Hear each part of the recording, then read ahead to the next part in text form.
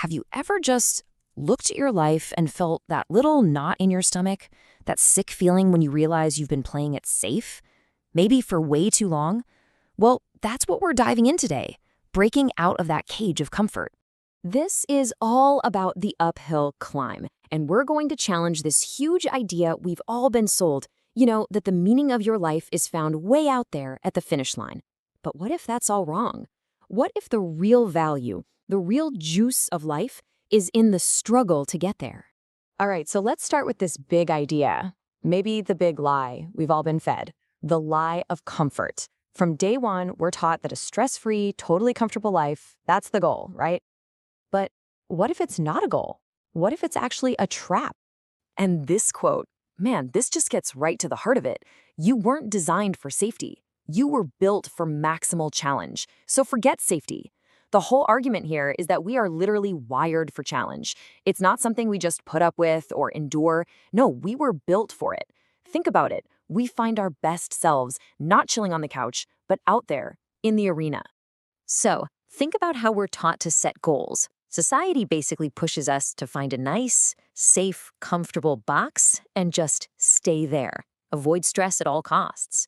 But this whole uphill climb philosophy, it says the real value isn't even in the destination. It's the climb itself that forges who you are. The meaning isn't the treasure chest at the end of the map, it's the strength you build just by carrying the sword to get there.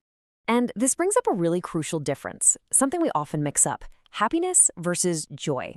See, happiness, that's fleeting, isn't it? It's an emotional response to an outcome. It's the trophy. It's the A+ on the test. But joy? Oh, joy is different. That's the feeling you get from doing what you were fashioned to do. It's forged in the fire. It's that deep, lasting satisfaction of knowing you're in the middle of the struggle you were built for. Okay, so that leads us right into the philosophy itself, the uphill climb. And this is all about a fundamental, a total 180-degree shift in where we look for purpose.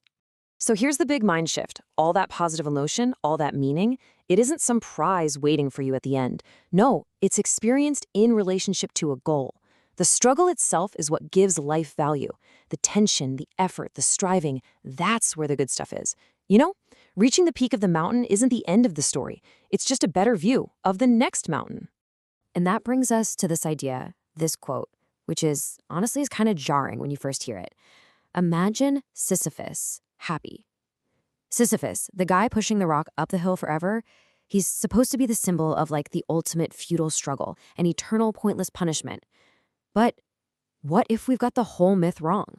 The whole point is that Sisyphus can find meaning. He can be happy because he's not obsessed with reaching the top. He's fully immersed in the process of the struggle. He's focused on the push, right here, right now. And it's in that struggle that he finds his own strength, his own resilience. That's the whole essence of the uphill climb. Okay, so the philosophy sounds great, right? But how do you actually do it? How do you apply this to your own life? Well, that's what this next part is all about, the practical tools for starting your climb. How to slay your dragons. Because let's be real, we all know this feeling. That gap between who you are right now and who you want to be, it can feel like a legit dragon that you have absolutely no chance of slaying. It's this massive, impossible thing, and you feel like you don't even have a sword.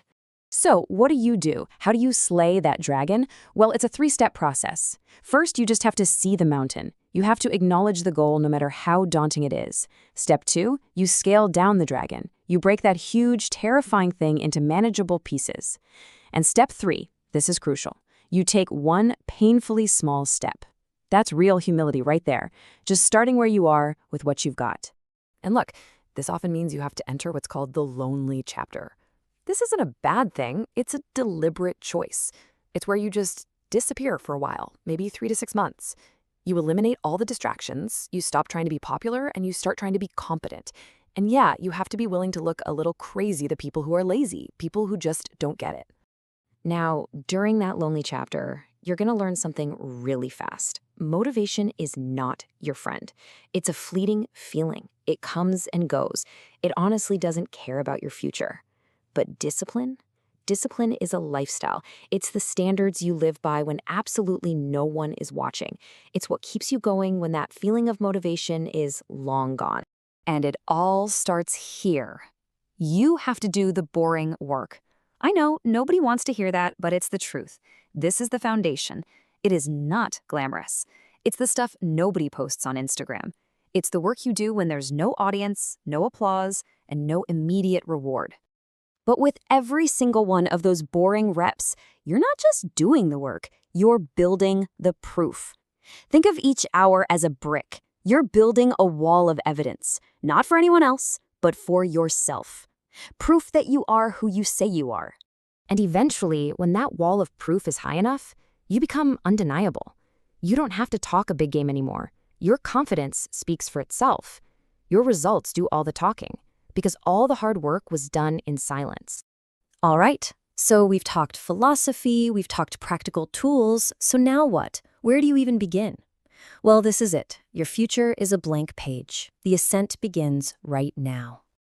And I think this quote from David Goggins just nails the mindset you need. Don't stop when you're tired. Stop when you're done. See? It's not about your feelings. It's about the standard. It's about finishing what you started. Let's make this super real right now. Think about the year 2026. I know it sounds like it's way off in the future, but it's not some abstract idea. It's a real destination, and believe me, it is coming up way faster than you think. And that year, it's a completely blank page. And guess what? You're the one holding the pen. Nobody else can write that story for you. And the words that get written on that page, they're determined by the choices and the actions you take starting today. So it all comes down to this one last question for you. All those excuses you have, they aren't protecting you. They're a slow-motion car crash for your dreams. That old version of yourself, the one that loves comfort and safety, it's always going to be there, trying to negotiate with you, trying to keep you small. The real question is, are you ready to stop negotiating with that person and finally start your climb?